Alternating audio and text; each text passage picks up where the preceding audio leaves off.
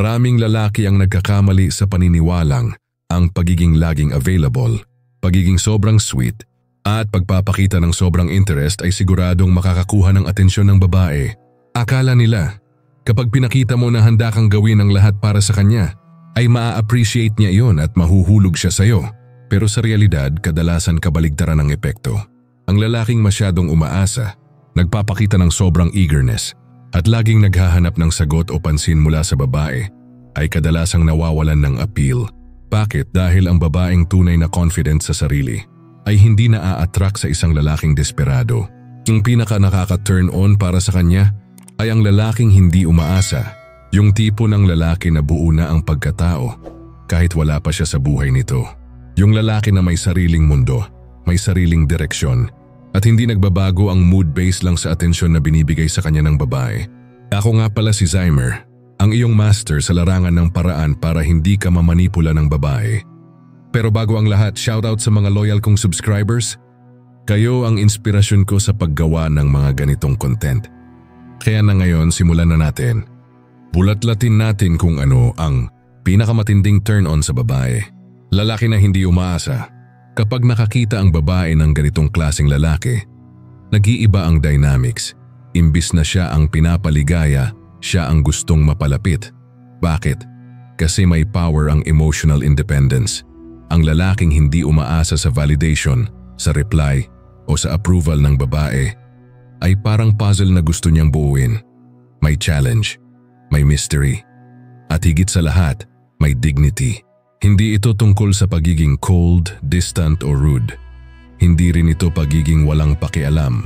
Ang tunay na meaning ng hindi umaasa ay yung hindi mo ibinubuhos ang buong identity mo sa kung paano ka tatratuhin ng babae.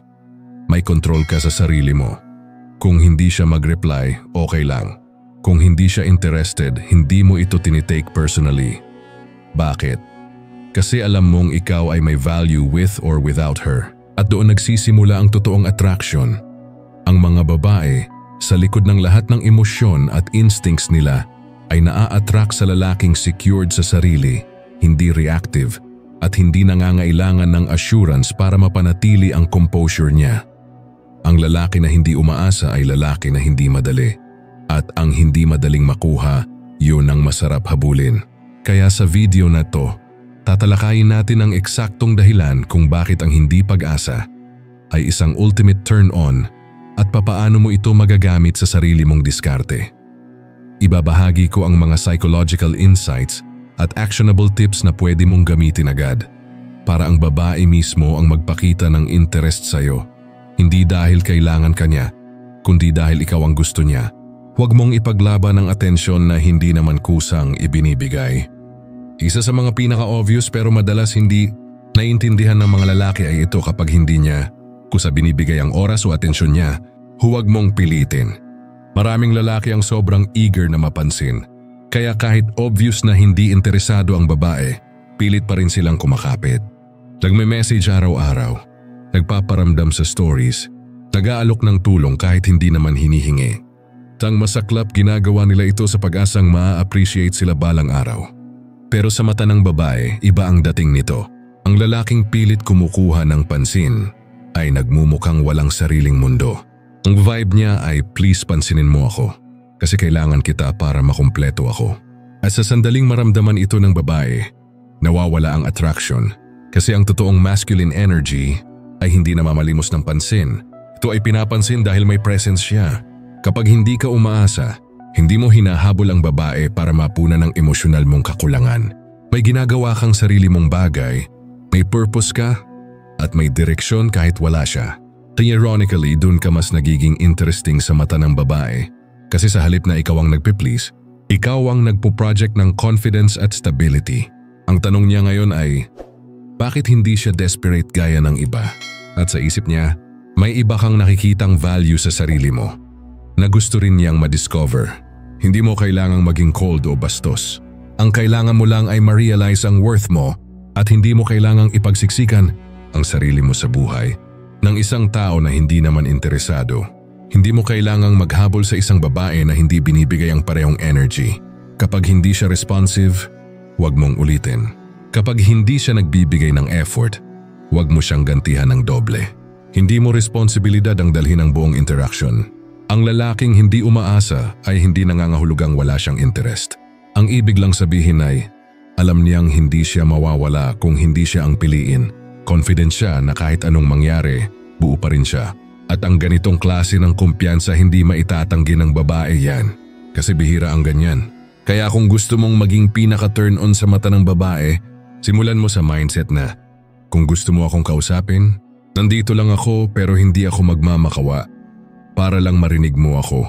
Kasi sa huli, ang babaeng tunay na may halaga ay naa-attract sa lalaking may sariling halaga. Emotional self-control ang pinakamalupit na form ng confidence. Kapag tinanong mo ang karamihan sa babae kung ano ang turn-off sa lalaki, madalas mong maririnig ang mga salitang needy, insecure, o masyadong clingy. At kung iisa-isahin mo ang ugat ng lahat ng yan, ang pinakaugat ay kakulangan sa emotional control. Ang lalaking hindi marunong mag-regulate ng emosyon, yung konting hindi mag-reply lang magpo-post ng hugot, yung konting malamig lang ang trato ng babae, magdadrama o magagalit siya yung unang natatanggal sa radar ng babae. Sa kabilang banda, ang lalaking kalmado, hindi reactive, at marunong tumanggap ng sitwasyon nang hindi natitinag siya ang naglalabas ng tahimik, pero nakakatakot na confidence. Hindi siya nagpapadala sa emosyon, hindi siya nagmamadali, at hindi niya sinusukat ang halaga niya base sa kung paano siya tinrato ng babae. Doon pa lang, ibang level ka na. Ang lalaking may emotional control ay hindi nakikialam sa mood swings ng babae, pero naiintindihan niya ito. Hindi siya basta-basta naapektuhan ng cold responses or late replies. Hindi siya agad nagpapanik kapag parang may distansya ang babae. Bakit? Kasi hindi siya umaasa. Alam niya na ang feelings ng babae ay pabago-bago at hindi niya kailangang i-chase ang bawat moment na tila nawawala ito. Instead, steady siya parang bato. Present, pero hindi demanding. Available, pero hindi dependent. Dito nagkakaroon ng epekto. Kasi ang babae, habang siya ay emotional, ay naghahanap ng anchor. Isang lalaking kahit gaano pa siya ka-moody, ay hindi nagbabago ng energy. Hindi dahil manhid ka, kundi dahil emotionally grounded ka. At sa mga mata ng babae, nakaka-turn on yan. Kasi karamihan ng lalaki ay bumibigay sa drama, sa selos, o sa pressure. Pero ikaw, hindi. May sarili kang emotional rhythm at napaka-sexy niyan sa paningin niya. Ang emotional control ay hindi lang para hindi ka magmukhang mahina. Isa itong silent power na bumabalot sa'yo. Ito ang dahilan kung bakit mas pinapansin ka ng babae kahit wala kang masyadong ginagawa. Kasi hindi ka nagre-react, hindi ka nagpe-please, hindi ka nagpapanik, pero alam niyang andyan ka lang. Hindi siya sigurado kung gusto mo ba siya talaga, at yung uncertainty na yan, yun ang nagpapakuryente sa puso niya. Kaya kung gusto mong mag-iwan ng matinding impression sa babae, huwag mong hayaang i-control ka ng emosyon mo. Huwag mong hayaan na ang behavior niya ang nagdidikta ng actions mo. Sa halip, ikaw ang dapat may control. Kapag nagawa mo ito, hindi lang attraction ang nabubuo kundi respeto. At kapag naramdaman ng babae na hindi mo siya kailangan para maging masaya, doon siya mas lalong maa-attract sa'yo. Huwag kang magbigay ng value na hindi pa niya na ipapanalo. Isa sa mga pinaka-subtle pero powerful na paraan para maipakita kung hindi ka umaasa ay ito. Huwag kang agad-agad magbigay ng value sa isang babae na hindi pa naman nagbibigay ng effort para makuha ito. At kapag sinunod mo ito, hindi lang respeto ang makukuha mo kundi curiosity, admiration at attraction. Maraming lalaki ang nagkakamali dito. Kapag gusto nila ang isang babae, agad nilang binibigay lahat time, effort, emotional availability, compliments, favors. Kahit hindi pa sila kilala ng husto, iniisip nila na kapag pinakita ko kung gaano ako ka-devoted, ma-appreciate niya to. Pero sa realidad, ang babaeng binibigyan ng value na hindi pa niya pinagpaguran ay hindi natututo mag-value sa'yo kasi hindi niya ito na-earn. Hindi niya naranasan ang thrill ng paghahanap, ng challenge o ng pag-discover kung sino ka talaga. At dito pumapasok ang true power ng lalaking hindi umaasa. Hindi siya nagbibigay agad ng access sa kanyang oras, emosyon at resources. Hindi dahil nagmamalaki siya, kundi dahil alam niya ang sariling worth niya. Alam niyang ang value niya ay hindi para lang ipamigay sa kahit sinong cute o charming kailangan. Muna nitong patunayan na karapat-dapat siya sa ganong klaseng atensyon. Ang lalaking hindi umaasa ay may standards. Hindi siya natatakot mawalan ng babae kasi alam niya kung hindi mo kaya i-meet ang standards niya, may ibang babae na kayang gawin yon. Hindi siya nagmamadali. Pinapanood muna niya kung paano siya itrato, paano siya kausapin, paano siya respetuhin.